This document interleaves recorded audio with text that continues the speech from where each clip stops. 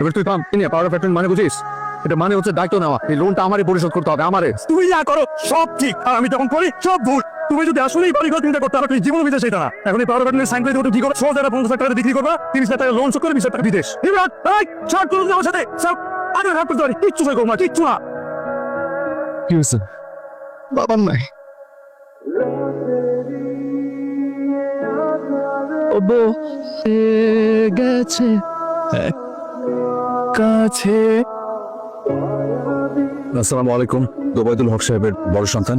আমার আব্বা ওনার জীবদ্দশায় 2 ছেলে এবং 1 কন্যা সন্তান রেখে গেছে। যদি মনের অজান্তেও কারো মনে কষ্ট দিয়ে থাকেন, তাকে আপনারা মাফ করে দেবেন, ক্ষমা করবেন, আপনার আব্বার জন্য দোয়া করবেন। আর তার যদি কোনো দেনা পাওনা থাকে আমার সাথে যোগাযোগ করবেন। আল্লাহু আকবার।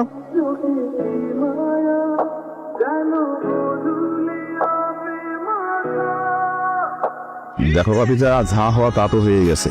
এখানকার বিষয়ে কিছু ভাবছো? আসলে তেমন কিছু জানি না, সবকিছু একটু বুঝে নেই। বাকিদের সাথে কথা বলে সিদ্ধান্ত নেওয়া যাবে। তুমি জানো কিনা জানি না, তোমার আব্বা আসগর আলী সাহেবের কাছ থেকে বড় অঙ্কের একটা টাকা ধার করছে। উনি এই এলাকা খুব প্রভাবশালী লোক। ওনার কাছ থেকে আবার লোন নিচ্ছে কেন? তার তখন বিরাট হেরম। আপনাদের হোটেলের ঠিক উল্টা দিকে ইনশাল্লাহ রেস্টুরেন্ট দিচ্ছে। আমাদের ব্যবসা ডাউনের দিকে আগের মতো আর চলে না। দোষ তো আপনার। আপনি তো আব্বারে উস্কাইছেন এই লোন নেওয়ার জন্য, অথচ টাকা কোনো কাজেই আসে না। ভদ্রভাবে কথা বল। আমি এভাবেই কথা বলি। এই ব্যবসা উনিও আগলে রাখছিল, এটা বলে দিচ্ছেন। পরেই থাকবেন। আপনি ওকে আমার সামনে সিগারেট ধরাইলো, চাচার সামনে। আব্বা যে এতগুলো টাকা লোন করছে তুমি জানতা? তবে রাতে দেখতাম কি ঘুমাতো না, কি যেন সারাক্ষণ ভাবতো। আমি তো কোনো কুল কিনারে পাইতেছি না আম্মা। পরিবারের সবার সাথে কথা বল, চিন্তা করিস না, সব ঠিক হয়ে যাবে। আব্বা এত টাকা কেমন লোন করলো রে? আমি লোন করছি তুই জানোস তো মনে হয়? তুই অনেক বড় হয়েছিস এখন। এই যে মাঝে মাঝে একটা ইম্যাচুরিটি ঢং করস না, ভালো লাগে। কি তোর কিছু লাগবে ভাইয়া? পারি বোতল দিয়ে যায়। তুই কোথায় যাচ্ছিস? আমি ড্রাইভার বাবু। কার সাথে ঘুমা? কি বড় রেখেছিস? ঘুমের মধ্যে হাত পা ছেড়ে ছেড়ে অভ্যাস হয়েছে। ঝামেলা চেয়ে নিয়ে তুমি নিজে আসলাম, তো কাগজ দিলা, তারপর টাকাগুলো মানে আছে। আমরা নমিনি করে রেখেছে সব এ নাম বাইরে। সেইটাই তো, ভাইজান যে কেন নমি দিবে? ভাইজান থাকে বিদেশে, দিনে দিনে তোমারে উঠেন। তুমি এখানে। হ্যাঁ আসলাম দেখে। বসো।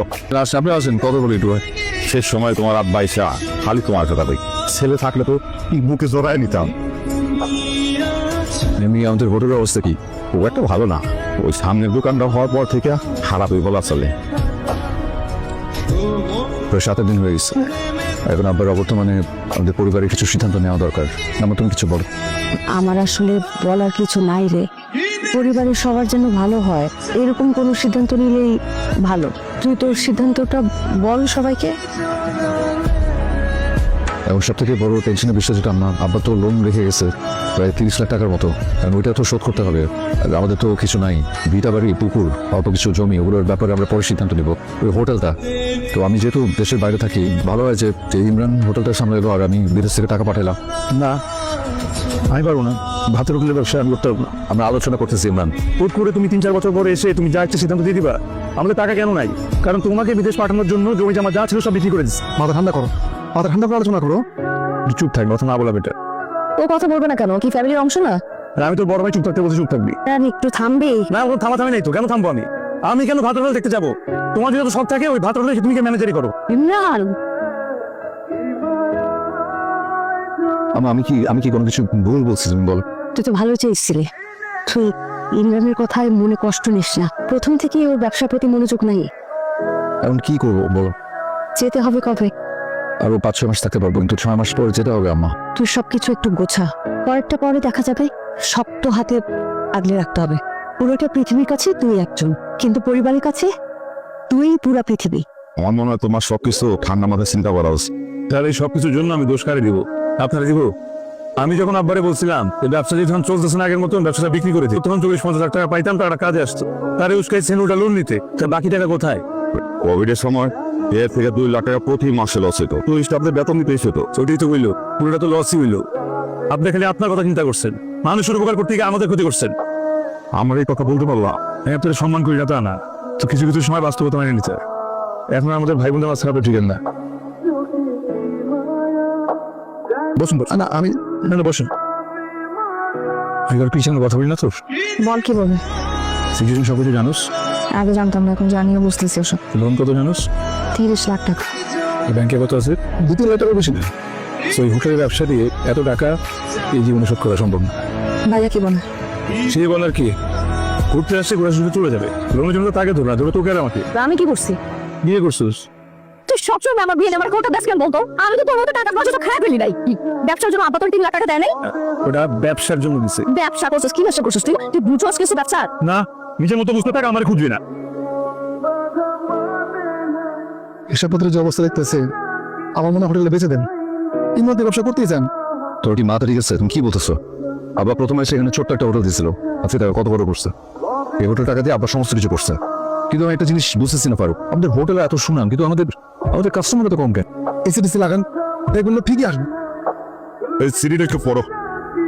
কি এটা 3 মাসের মধ্যে আমার পাওনা টাকা না দিলে দোকানটা তো স্যালারি দেবো, তা 3 মাসের মধ্যে তো টাকা দিতে পারবে বলে তো মনে হয় না।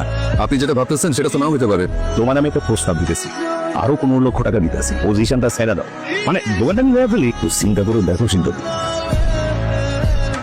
হোটেলটা মনে থাকবে না বুঝছো নোটিশ আসছে কোথেকে এত টাকা আসবে এদিকে আসো বস আর ভাইজানকে লন্ডনে ভিসা বাদ দিয়ে ভাতের ব্যবসা করবে কাজে এটা বিক্রি করে যার যার অংশ তুই এত ঝামেলার মধ্যে ভাগাভাগির কথা কেন বলতেছ?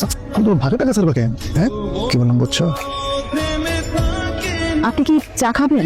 না আচ্ছা ঠিক আছে। মেঘা আব্বা আমাকে তোমার কথা বলছিল আমি আব্বাকে তখন কিছু বলি নাই আর এখনকার সিচুয়েশন তো জানি আমার ওইখানে এখনো রেসিডেন্সি হয় নাই মেঘা তুমি খুব ভালো একটা মেয়ে আমি আসলে তোমাকে কোনো কিছু নিশ্চয়তা দিতে পারবো না আর এই অনিশ্চয়তা নিয়ে জি তুমি কি আমার কথা শুনে কষ্ট পেয়েছো না, আমি তো মেয়ে, আমার একটা দাবি আছে। আমার মনে হয় কি হোটেলটা বিক্রি করে দিলে সবার জন্য ভালো হয়। তুমি হোটেলটা বিক্রি করে টাকা পয়সাগুলো আমাদের মধ্যে ভাগ করে দাও।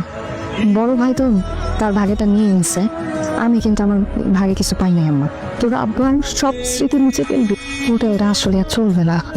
ঠিক আছে আমি তোর বড় মেয়ের সাথে কথা পাওয়ার পেটনের কাগজ তোদের সাইন লাগবে রাজু সাহেবকে নোটিস পাঠিয়েছে কারণ আমি ঠিক করছি যে এই মুহূর্তে যাবো না মেদিকটাকে একটু গুছিয়ে নিই আচ্ছা, তাহলে এখন যেটা করতে হবে, আমাদের পাওয়ার অফ অ্যাটর্নি তোমাকে দিতে হবে, তুমি সব দায়িত্ব নিয়ে নিবে। আমার যদি চালাতে হয় তাহলে তো আমার পাওয়ার প্যাটার্নই লাগবে আগে তো যা খাওয়ার খাইছো, এখন একবারে যা আছে কাঁচায় সব মিলে ফেলবা। তুই কিন্তু অতিরিক্ত করতেছিস। হ্যাঁ, আমি কি ছেড়ে নেই বাড়ি? ভাইয়া বিদেশে যেতে জমি জমা যা আছে বিক্রি করে 20 লাখ টাকা বাইরে ধরে দিচ্ছে। আবার এইভাবে কথা বলবি না কেন বলবো? অবশ্যই বলবো। সে যা করছে তোমার জন্য করছে, তোমার ইউকে সিটিজেনশিপ হয়ে গেছে। তোকে কেউ পড়াশোনা করতে না করছে? আমি ব্যবসা করতে চাইলে দোষ, আমি তো টাকা নেবো, ঘুমাতে হবে না। তোর এখানে তো ধুমধাম করে দিয়ে করতে হবে। হ্যাঁ, কিসব ফালতু কথা বলতেছিস তুই? এবার তুই থাম নিয়ে পাওয়ার প্যাটার্ন মানে বুঝিস এটা মানে হচ্ছে দায়িত্ব নেওয়া এই লোনটা আমারই পরিশোধ করতে হবে আমারে তুই যা করো সব ঠিক, আর আমি তখন করি সব ভুল। তুমি যদি আসলেই বাড়ি ঘর চিন্তা করতে হবে, তুই জীবন বিদেশ এটা না। এখন এই পাওয়ার প্যাটার্নের সাইন করে দেবো, কি করো? 50 লাখ টাকা বিক্রি করবা, 30 লাখ টাকা লোন শোধ করে 20 লাখ টাকা বিদেশ। ইমরান, এই ছাড় করুন আমার সাথে সব। আমি রাগ করতে পারি, কিচ্ছু সই করবো না, কিচ্ছু না। আছে আমার তো সই লাগবে, তো আমাকে 20 লাখ টাকা দিতে হবে। তোমরা সবাই মিলে ষড়যন্ত্র করতেছো।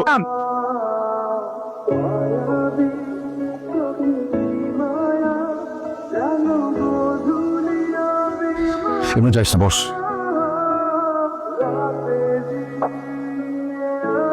আমি কালকে সন্ধ্যা চলে যাচ্ছি আবার পর তোর অনেক রাত তাই না জুলাইয়ের 14 তারিখ তার পরীক্ষা ছিল সকাল থেকে কি দুশ্চিন্তায় পরীক্ষা দিতে গেছে এদিকে আমাকে হসপিটালে নিয়ে গেছে পরীক্ষাটা শেষ করে দৌড়ায় হাসপাতালে চলে গেছে তোকে দেখার জন্য তোরে করে নিলাম ছোট ছোট আঙ্গুল আবার আঙ্গুলটা ভাবে শক্ত করে জড়ায় ধরছিলি তো কি যেন মনে করো যে ওই আঙ্গুলটা আমি ছেড়ে দেবো তুই যখন বলছিস যে আমি নাকি সবকিছু নিয়ে নিবো আমার খুব কষ্ট লাগছে রে ভাই কি ভাইয়ের জিনিস নিতে পারে বল তোর কাছ থেকে আমি কি নিবো যেখানে আমি আমার নিজের কলিজাটা তোকে দিয়ে রাখছি একটা জিনিস আমার চাওয়ার আছে সেটা হচ্ছে ভাইয়ের ভালোবাসা আমি আমি যা কিছু ছিল সবকিছু তোদের নামে লিখে দিচ্ছি তোর আর মাহির নাম সরি আমার ভুল হয়েছে আমি আবার কাছ থেকে টাকা নিয়ে বিদেশে পড়তে চলে গেছিলাম আমি সব ফেরত দিদি করে মায়ের খেয়াল রাখিস তার সাথে খারাপ ব্যবহার করিস না ভালো থাকিস আমার ভুল বুঝিস না রে ভাই তুই তোর অংশ বুঝে নিবি সাথে আমারটাও মানে আমি আমার অংশ ছেড়ে দিচ্ছি ঠিক আছে আমি গোছ গাছে করবে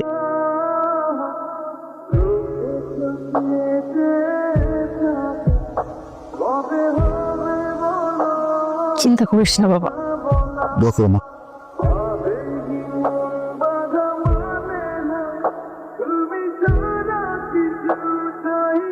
হ্যাঁ তুমি না বলছো কখনো হাত ছেড়ে যাবে না। এখন কেন চলে যাচ্ছ? ভুল করার অধিকার আছে। চার দেখি আগলে ফিরে এসেছি